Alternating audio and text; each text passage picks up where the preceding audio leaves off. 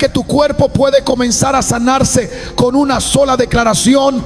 La mayoría lucha contra dolores, enfermedades y fatiga sin comprender una verdad esencial: tu cuerpo escucha lo que tú crees.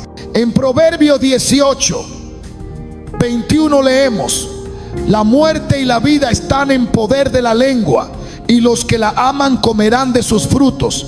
Esta escritura revela un principio espiritual profundo. Tus palabras tienen el poder de activar la vida o acelerar la destrucción dentro de ti.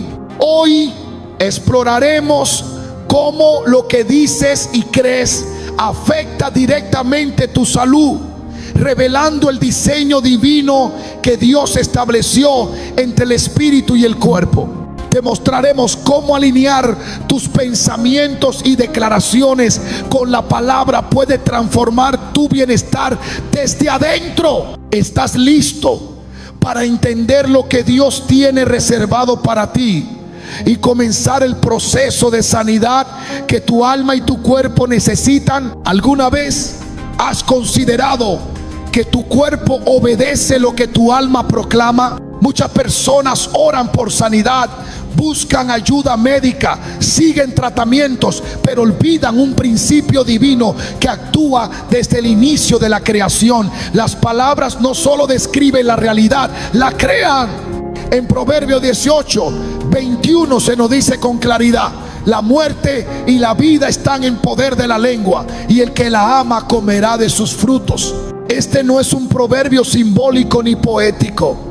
Es una revelación espiritual que nos muestra cómo el lenguaje tiene consecuencias físicas, emocionales y espirituales. Cuando repite constantemente frases como estoy cansado, esto nunca va a mejorar, o mi cuerpo no puede más, estás sembrando muerte en el terreno mismo de tu salud. Pero cuando te alineas con lo que Dios ya ha dicho sobre ti, algo empieza a cambiar desde adentro. Las escrituras están llenas de ejemplos de cómo el poder de la palabra transforma lo imposible. En Ezequiel 37, Dios lleva al profeta a un valle lleno de huesos secos y le ordena que hable vida sobre ellos.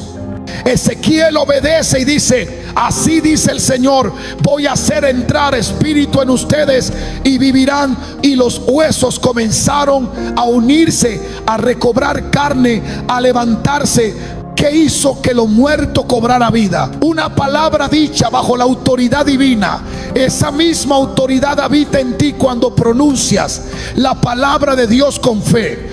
Tu cuerpo no es una máquina desconectada del alma, es un templo, y como todo templo responde a la voz de quien lo habita. Si el Espíritu de Dios vive en ti, tus palabras deben reflejar esa presencia. Comienza hoy a decirle a tu cuerpo lo que el cielo ya ha decretado sobre ti, porque cuando hablas vida, el proceso de sanidad ya ha comenzado.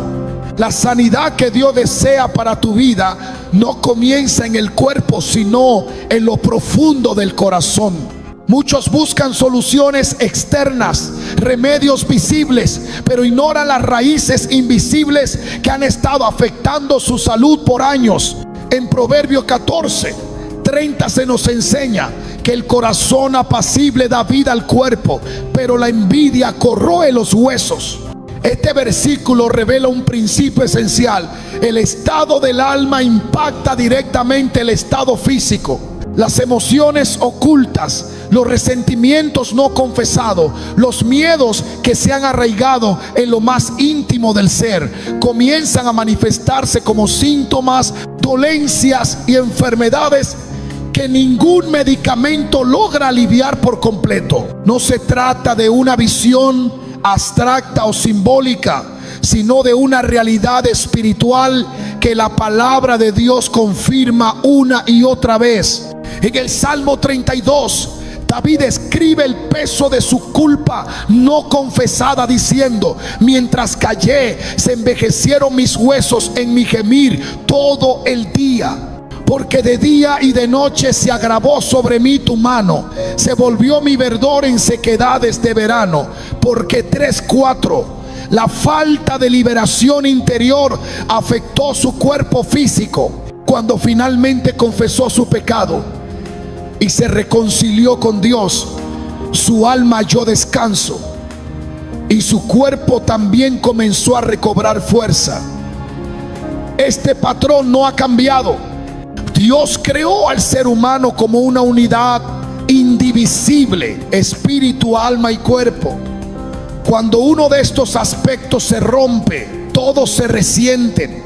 Por eso Jesús no solo perdonaba, también sanaba, y no solo sanaba, también perdonaba. En Marcos 2, al ver al paralítico bajado desde el techo, lo primero que le dijo fue: hijo, tus pecados te son perdonados. Levántate, de decirle: levántate, levántate, toma tu lecho y anda. Hondo sub hondes, porque el verdadero orden de la restauración siempre empieza desde el interior. La sanidad duradera no se sostiene solo con tratamientos físicos, sino con una transformación del alma que renueva la manera de pensar, sentir y vivir. Cuando el alma es liberada del peso que arrastra, el cuerpo tiene espacio para comenzar a sanarse.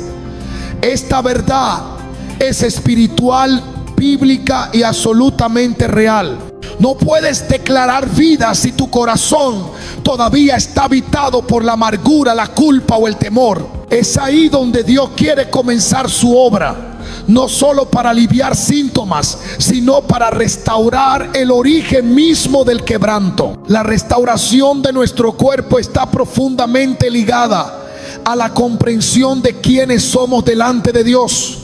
Jesús no solo curaba enfermedades visibles, también restauraba identidades quebrantadas. Cada vez que sanaba, afirmaba algo más profundo que una simple recuperación física. Afirmaba el valor eterno de esa persona ante los ojos del Padre. En Lucas 13 encontramos a una mujer encorvada por 18 años, incapaz de enderezarse. Jesús la llama y le dice: mujer, eres libre de tu enfermedad. Jodo 12. Pero no termina allí. La llama hija de Abraham, M16, recordándole su herencia, su dignidad, su lugar en la promesa. La sanidad llegó con el reconocimiento de su verdadera identidad. Cuando el alma se reconoce como hija de Dios, el cuerpo comienza a responder a esa verdad. La enfermedad muchas veces se perpetúa en quienes han olvidado su propósito, en quienes han sido debilitados por la culpa o el rechazo, creyendo que no merecen restauración. Pero la cruz desmantela cada una de esas mentiras. Isaías 53:5 declara con autoridad que por su llaga fuimos nosotros curados.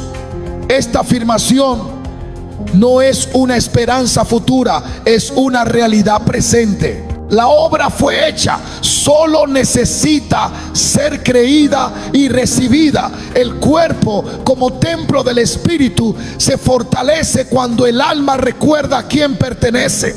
En Marcos 5, Jesús se dirige a otra mujer, aquella que padecía flujo de sangre, y le dice: hija, tu fe te ha sanado, vete en paz y queda sana de tu azote. Ve 34. La llama hija antes de declarar su sanidad, porque nadie puede mantenerse sano si sigue sintiéndose rechazado. La sanidad comienza cuando se restituye el nombre, cuando se reconoce la pertenencia. Lo que el mundo llama enfermedad, Dios lo ve como una oportunidad para restaurar la identidad de sus hijos. Y cuando esa verdad se recibe, la carne comienza a responder. No basta con desear la sanidad, hay que alinearse con ella en pensamiento, en espíritu y en palabra. Lo que se declara con la boca tiene el poder de activar procesos que la mente no comprende y que el cuerpo, sin embargo, obedece. La Escritura lo afirma sin ambigüedades, porque con el corazón se cree para justicia, pero con la boca se confiesa para salvación. Romanos 10:10. Esa confesión no es únicamente un acto espiritual de redención eterna, también es una llave que abre dimensiones de sanidad, restauración y vida sobre la carne. Cuando declara la palabra de Dios con convicción, tu cuerpo escucha y responde. no como si fueran palabras vacías o fórmulas repetidas, sino como decretos cargados del mismo aliento que formó al ser humano desde el polvo. Por eso David decía: envió su palabra y los sanó y los libró de su ruina.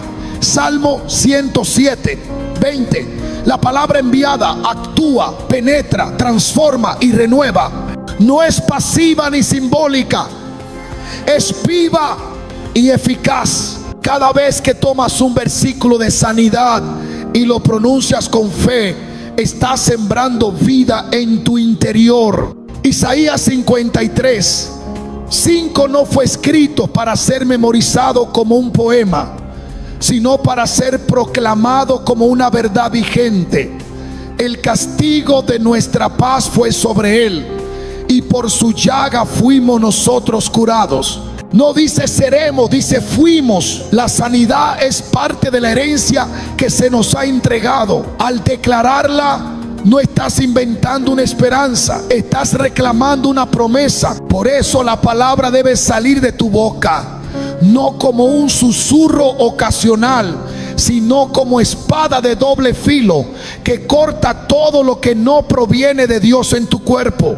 El Salmo 103, 3 lo dice con claridad: Él es quien perdona todas tus iniquidades, el que sana todas tus dolencias, no algunas, no las menos graves, todas. El poder no está en la repetición mecánica, sino en la comprensión profunda de lo que se dice. Cuando tus palabras coinciden con lo que Dios ya ha dicho, tu cuerpo comienza a ajustarse a esa verdad. Así como una semilla tarda en brotar, también la palabra puede demorar en manifestarse visiblemente, pero está actuando en lo invisible desde el momento en que se proclama. Hebreos 4:12 lo afirma: la palabra de Dios es viva y eficaz y más cortante que toda espada de dos filos. Es un agente activo, no solo informa, transforma. Y cuando se habla con fe, lleva luz a donde había tinieblas, orden a donde había desorden, vida donde parecía haber muerte.